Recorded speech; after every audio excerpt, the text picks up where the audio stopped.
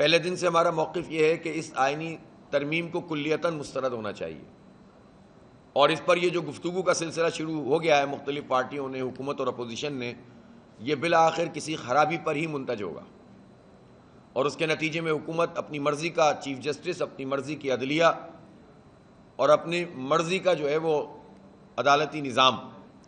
وہ لانے میں جو ہے وہ کامیاب ہو سکتی ہے۔ تو ایسی تمام جماعتیں جن کا تعلق اپوزیشن سے ہے، میری ان سے یہی اپیل ہوگی کہ وہ اس گورکھ دھندے میں نہ پڑیں، اور یہ جو شقوار مطالعہ ہے اس کا کام فی الحال ختم کر دیا جائے، کلیتاً آئینی ترمیم کو مسترد کیا جائے۔ جب چیف جسٹس صاحب کا ٹائم پورا ہو جائے گا اور منصور علی شاہ صاحب حلف اٹھا لیں گے، اس کے بعد پھر حکومت آئے اور کچھ آئینی عدالت کی بات اس کو کرنی ہے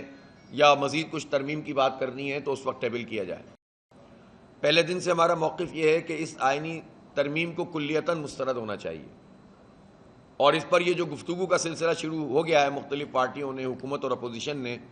یہ بالآخر کسی خرابی پر ہی منتج ہوگا، اور اس کے نتیجے میں حکومت اپنی مرضی کا چیف جسٹس، اپنی مرضی کی عدلیہ اور اپنی مرضی کا جو ہے وہ عدالتی نظام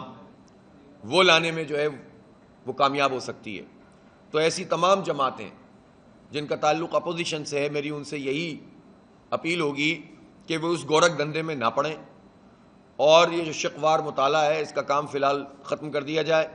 کلیتاً آئینی ترمیم کو مسترد کیا جائے۔ جب چیف جسٹس صاحب کا ٹائم پورا ہو جائے گا اور منصور علی شاہ صاحب حلف اٹھا لیں گے، اس کے بعد پھر حکومت آئے